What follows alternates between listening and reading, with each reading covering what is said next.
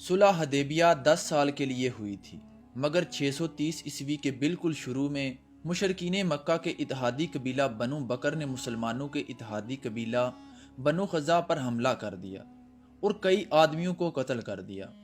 اس دوران مکہ کے مشرکین قریش نے چہرے پر نقاب ڈال کر بنو بکر کی مدد کی تھی، مگر یہ بات راز نہ رہ سکی۔ یہ صلح حدیبیہ کا اختتام تھا۔ مسلمان اس وقت تک بہت طاقتور ہو چکے تھے۔ ابو سفیان نے بھانپ لیا تھا کہ اب مسلمان اس بات کا بدلہ لیں گے، اس لیے اس نے صلح کو جاری رکھنے کی کوشش کی اور اس کے لیے اس نے مدینہ کا دورہ کیا۔ جب ابو سفیان نے صلح کی تجدید کے لیے حضور صلی اللہ علیہ وآلہ وسلم سے رجوع کیا تو آپ صلی اللہ علیہ وآلہ وسلم نے کوئی جواب نہیں دیا۔ پھر اس نے کئی اصحاب سے سفارش کی کوشش کی لیکن کامیاب نہ ہو سکا۔ سخت غصے اور مایوسی میں اس نے تجدید صلح کا یک طرفہ اعلان کیا اور مکہ کو واپس ہو گیا۔ قبیلہ بنو خزاع نے حضور صلی اللہ علیہ وآلہ وسلم سے فریاد کی تو انہوں نے مکہ فتح کرنے کا فیصلہ کیا۔ بنو خزاع نے اپنے ایک شاعر عمرو بن ابن خزاع کو بھیجا جس نے دردناک اشعار پڑھے اور بتایا کہ وہ وتیرہ کے مقام پر رکوع و سجود میں مشغول تھے، تو قریش نے ان پر حملہ کر دیا اور ہمارا قتل عام کیا۔ آپ صلی اللہ علیہ وآلہ وسلم نے فرمایا کہ ہم تمہاری مدد کریں گے۔ ابو سفیان کی روانگی کے بعد آپ صلی اللہ علیہ وآلہ وسلم نے صحابہ کرام کو مکہ کی طرف روانگی کا حکم دیا۔ اس وقت تک خفیہ جنگ کی تیاریاں تو تمام صحابہ کر رہے تھے، لیکن یہ کسی کو معلوم نہیں تھا کہ اسلامی لشکر کس طرف کو روانہ ہوگا اور کس قوم یا علاقے پر حملہ آور ہوگا۔ 11 رمضان المبارک سن 8 ہجری کو آپ صلی اللہ علیہ وآلہ وسلم 10,000 صحابہ کرام کے ساتھ مدینہ سے روانہ ہوئے۔ قریش ابو سفیان کے ناکام واپس آنے سے بہت پریشان تھے۔ ان کو مسلمانوں کے ارادے کی کوئی اطلاع نہ تھی، نہ ان کے جاسوسوں اور حلیف قبائل نے ان کو کوئی اطلاع دی تھی۔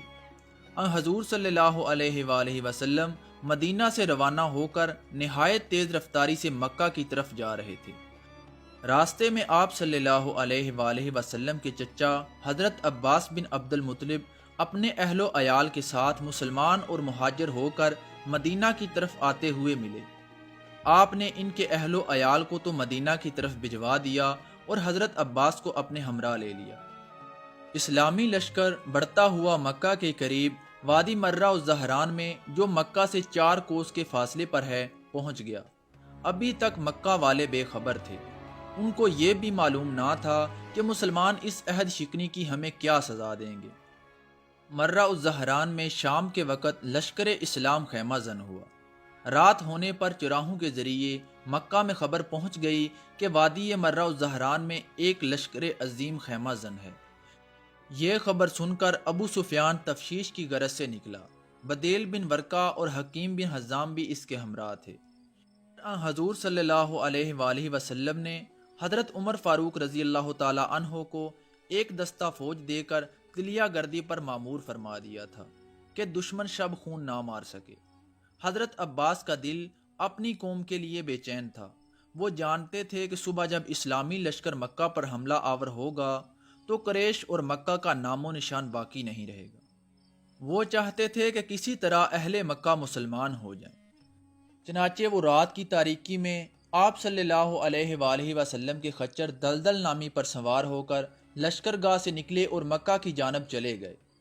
اسلامی لشکر گاہ میں ان حضور صلی اللہ علیہ وآلہ وسلم کے حکم کے موافق ہزار کے دستوں نے الگ الگ پڑاؤ ڈالے ہوئے تھا اور سب نے آگ روشن کر رکھی تھی۔ ابو سفیان نے جب دور سے آگ روشن دیکھی تو وہ حیران رہ گیا کہ اتنا بڑا لشکر کہاں سے آ گیا۔ بدیل بن ورقہ نے کہا، یہ خزاع کا لشکر ہے۔ ابو سفیان نے سن کر حقارت امیز لہجے میں جواب دیا کہ خزاع کی کیا مجال کہ اتنا بڑا لشکر لا سکے، وہ ایک ذلیل و قلیل قوم ہے۔ رات کی تاریکی میں حضرت عباس نے ابو سفیان کی آواز پہچان لی اور وہ اسی خیال سے نکلے تھے کہ کوئی مکہ کا با اثر آدمی ملے تو اس کو اس خطرے سے آگاہ کر کے ترغیب دوں کہ اب مسلمان ہو جانا تمہارے لیے مناسب ہے۔ انہوں نے فوراً ابو سفیان کو آواز دی اور کہا کہ یہ لشکر حضرت محمد صلی اللہ علیہ وآلہ وسلم کا ہے، جو صبح مکہ پر حملہ آور ہوگا۔ ابو سفیان کے ہوش و حواس اڑ گئے۔ اور حضرت عباس کے قریب آ کر کہا، پھر اب کیا تدبیر کریں؟ حضرت عباس نے کہا، تم میرے پیچھے خچر پر سوار ہو جاؤ، تمہیں رسول صلی اللہ علیہ وآلہ وسلم کے پاس لے چلتا ہوں۔ اس کے بعد حضرت عباس ابو سفیان کو لے کر آپ صلی اللہ علیہ وآلہ وسلم کی خدمت میں حاضر ہوئے۔ آپ صلی اللہ علیہ وآلہ وسلم نے ابو سفیان کو ایک رات کی مہلت دی۔ صبح کو ابو سفیان نے مسلمان ہونے کا فیصلہ کر لیا اور آپ صلی اللہ علیہ وآلہ وسلم کی خدمت میں حاضر ہو کر اسلام قبول کر لیا۔ حضرت عباس نے آپ صلی اللہ علیہ وآلہ وسلم کی خدمت میں حاضر ہو کر عرض کیا، یا رسول اللہ، ابو سفیان ایک جا پسند آدمی ہے، آپ اس کو کوئی خاص عزت بخشیں۔ آپ نے فرمایا، اچھا، جو شخص خانہ کعبہ میں پناہ لے گا اس کو امان دی جائے گی، اور جو شخص ابو سفیان کے گھر میں پناہ لے گا اس کو بھی امان دی جائے گی، اور جو شخص اپنے گھر کا دروازہ بند کر کے بیٹھا رہے گا وہ بھی امان میں رہے گا۔ ابو سفیان اپنی یہ عزت افزائی دیکھ کر بہت خوش ہوا۔ اس وقت اسلامی لشکر مسلح ہو کر مکہ کی طرف بڑھا۔ لشکر اسلام میں الگ الگ قبیلوں کے الگ الگ نشان تھے۔ ابو سفیان نے وادی کے سر پر ایک اونچے ٹیلے پر کھڑے ہو کر اسلامی لشکر کا نظارہ دیکھا اور پھر سب سے پہلے مکہ میں داخل ہو کر منادی کرا دی کہ جو شخص خانہ کعبہ یا میرے گھر میں پناہ لے گا وہ محفوظ رہے گا۔ حضور صلی اللہ علیہ وآلہ وسلم کی خواہش یہی تھی کہ مکہ میں خون ریزی نہ ہو۔ آپ صلی اللہ علیہ وآلہ وسلم کو مکہ سے بے سر و سامانی کے عالم میں اپنا نکلنا یاد آتا تھا، اور پھر شاہانہ عظمت و لشکر عظیم کے ساتھ مکہ میں داخل ہونا دیکھتے تو بار بار شکر باری تعالیٰ بجا لاتے۔ اسلامی لشکر بغیر کسی مزاحمت کے مکہ میں پرامن طریقے سے داخل ہو گیا، سوائے ایک معمولی سی جھڑپ کے جس کے سپہ سالار حضرت خالد بن ولید تھے۔